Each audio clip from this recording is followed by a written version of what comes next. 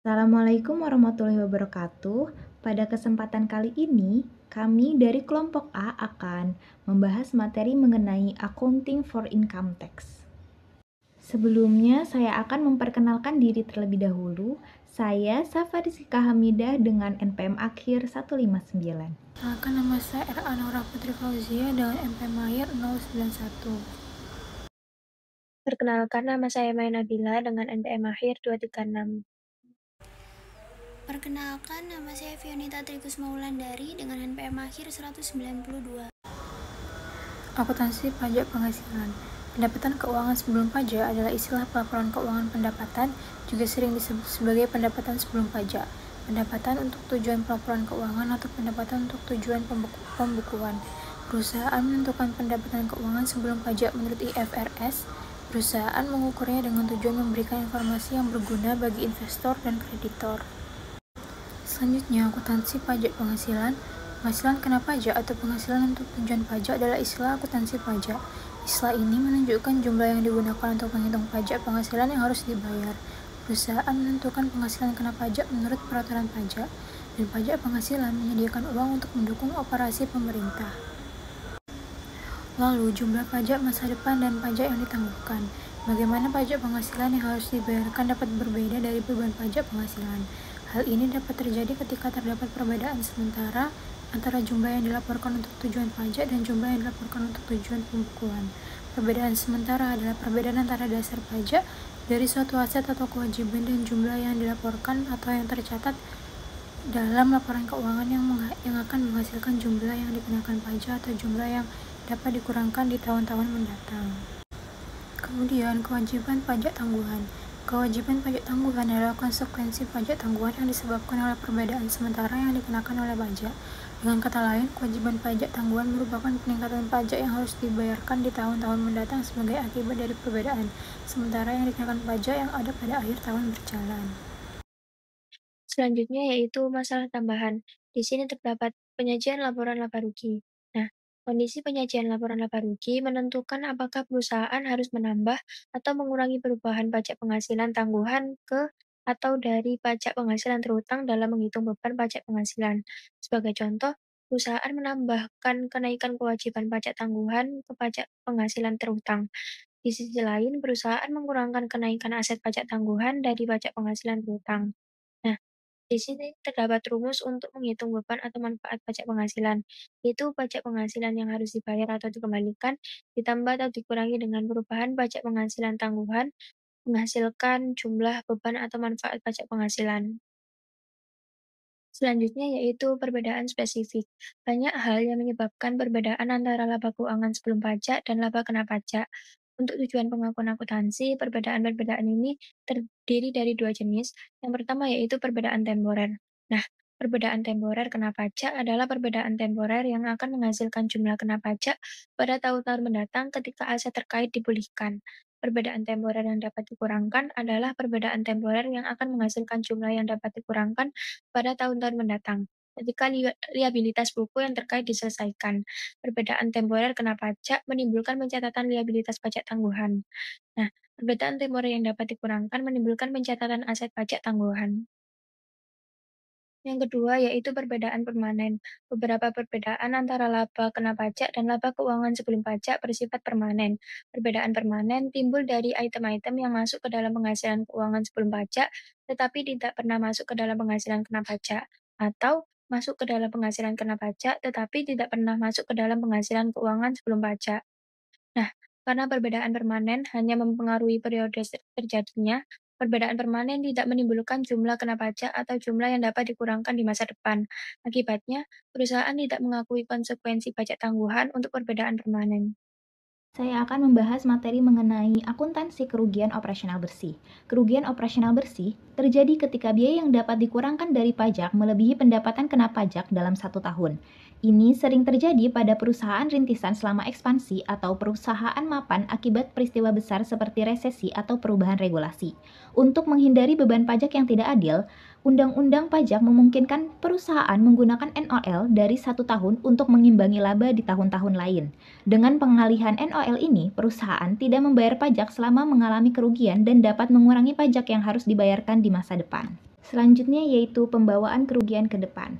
Penggunaan pembawaan kerugian ke depan memungkinkan perusahaan mengimbangi pendapatan kena pajak di masa depan dengan kerugian operasional saat ini, mengurangi pajak yang harus dibayar di tahun-tahun mendatang.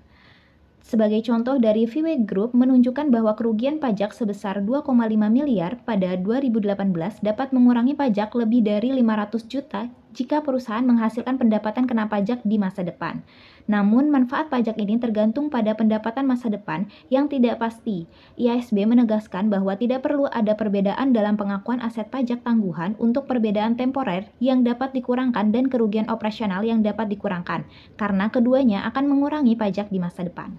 Baik, di sini ada pembawaan ke depan atau pengakuan dan perusahaan Grow INC sebagai contohnya. Pada tahun 2022, Grow INC mengalami kerugian operasional bersih sebesar 200.000 dan mencatat aset pajak tangguhan sebesar 40.000 dengan asumsi tarif pajak masa depan 20%. Kerugian ini diakui dalam laporan laba rugi 2022, menghasilkan kerugian bersih sebesar 160.000 setelah manfaat pajak. Dan pada tahun 2023, Grow menghasilkan pendapatan kena pajak sebesar 250.000. Pengalihan kerugian sebesar 200.000 dari tahun 2022 mengurangi pendapatan kena pajak menjadi 50.000. Pajak yang harus dibayar untuk tahun 2023 sebesar 10.000. Manfaat dari aset pajak tangguhan direalisasikan mengurangi pajak penghasilan yang terutang. Selanjutnya yaitu pembawaan ke depan tidak dikenali. Sebagai contoh, pada tahun 2022, Grow INC tidak mengakui aset pajak tangguhan atas kerugian pajak yang dibawa ke depan karena kecil kemungkinan untuk direalisasikan. Namun, pada tahun 2023, dengan pendapatan kena pajak 250.000, Grow merealisasikan aset pajak tangguhan sebesar 40.000. Perusahaan mencatat beban pajak penghasilan saat ini sebesar 50.000 dan beban pajak penghasilan tangguhan sebesar 40.000, sehingga total beban pajak sebesar 10.000. Laporan laba rugi tahun 2023 menunjukkan pendapatan bersih 240.000 setelah pajak.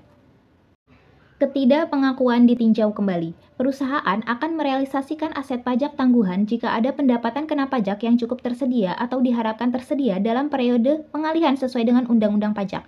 Sumber-sumber pendapatan kena pajak mencakup 1. Adanya perbedaan temporer kena pajak yang dapat dimanfaatkan sebelum kerugian pajak atau kredit pajak kadaluarsa. 2. Kemungkinan keuntungan kena pajak di masa mendatang. 3. Kerugian pajak yang disebabkan oleh faktor yang tidak akan terulang. Peluang perencanaan pajak yang menghasilkan keuntungan kena pajak. Jika pendapatan kena pajak tidak mungkin tersedia, aset pajak tangguhan tidak diakui. Penentuan ini bisa subjektif dan beberapa perusahaan menggunakan ketidakpastian ini untuk mengelola pendapatan mereka. Selanjutnya, masalah yang berkembang salah satunya yaitu posisi pajak yang tidak pasti. Posisi pajak yang tidak pasti muncul ketika perusahaan mengambil pendekatan agresif dalam perencanaan pajak, terutama saat undang-undang pajak tidak jelas atau resiko audit dianggap rendah.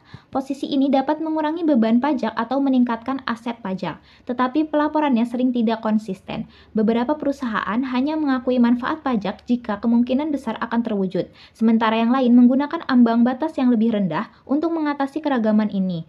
IASB telah mengeluarkan aturan baru yang mensyaratkan perusahaan menilai posisi pajak berdasarkan kemungkinan diterimanya oleh otoritas pajak dan menggunakan metode yang paling akurat untuk memperkirakan dampaknya. Aturan ini mendekatkan IFRS dengan ASGAAP. Baik, saya akan menjelaskan mengenai laporan posisi keuangan.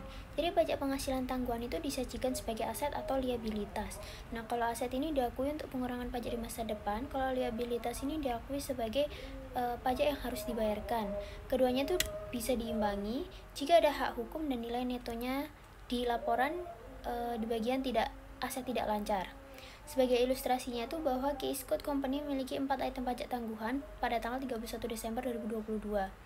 Yang pertama ada sewa yang dikumpulkan di muka, diakui saat kewajiban kinerja dipenuhi untuk tujuan akuntansi dan ketika diterima untuk tujuan perpajakan, yaitu terletak pada aset, yaitu $42.000.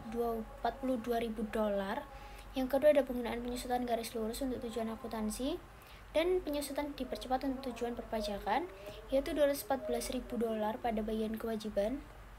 Lalu, pengakuan keuntungan atas penjualan angsuran selama periode penjualan untuk tujuan akuntansi dan selama periode penagihan untuk tujuan pajak, yaitu terletak pada kewajiban $45.000. Kewajiban garansi, yang keempat, diakui untuk tujuan akuntansi pada saat penjualan, yaitu aset $12.000 Lalu jumlahnya itu pada aset terdapat $54.000 dan pada kewajiban terdapat $259.000. Lalu pada laporan laba rugi, perusahaan ini mengalokasikan beban pajak penghasilan ke operasi berkelanjutan, operasi yang dihentikan, pendapatan komprehensif lainnya, dan penyesuaian periode sebelumnya yang disebut penyesuaian pajak intraperiode. Di sini terdapat jurnalnya. Nah, yang ditunjukkan pada jurnal ini, pajak penghasilan ini menurunkan laba sebesar 76 juta. Selain itu, pajak yang terkait dengan beban komprehensif lain dan ekuitas ditampilkan setelah dikurangi pajak. Lalu rekonsiliasi pajak. Pengungkapan penting lainnya adalah rekonsiliasi antara beban pajak aktual dan tarif pajak yang berlaku. Jadi perusahaan ini dapat menyediakan rekonsiliasi numerik antara beban pajak dan hasil perkalian laba akuntansi dengan tarif pajak yang berlaku, atau antara tarif pajak efektif rata-rata dan tarif pajak yang berlaku. Di sini terdapat jurnalnya. Rekonsiliasi di bawah ini tuh menunjukkan bagaimana beban pajak sebesar 76 juta euro itu telah muncul dari laba pajak sebesar 320 juta euro. Pajak periode tersebut itu lebih tinggi dibanding taraf standar pajak perusahaan di Inggris sebesar 19%.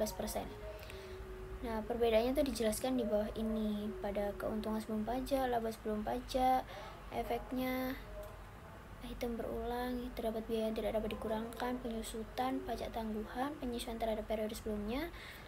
Kemudian item yang tidak berulang itu ada keuntungan dari transaksi dan dampak pajaknya. Hasilnya beban pajaknya tahun 2019 76 dan tahun 2018 itu 69. Ada pertama, menilai kualitas laba. Pada rekonsiliasi pajak, yaitu investor memperhatikan hubungan antara pendapatan sebelum pajak dan kena pajak. Pada Merchant Supermarkets, tarif pajak standar lebih tinggi dari tarif efektif dan penurunan tarif pajak hingga 18% akan menghasilkan pajak lebih rendah tanpa pengalihan kerugian. Lalu prediksi arus kas, yaitu informasi tentang beban pajak yang ditangguhkan membantu memperkirakan pajak di masa depan.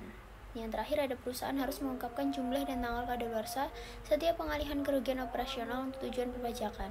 Nah, dari pengungkapan ini itu analisis dapat menentukan jumlah pendapatan yang dapat diakui di masa mendatang tanpa dikenakan pajak penghasilan.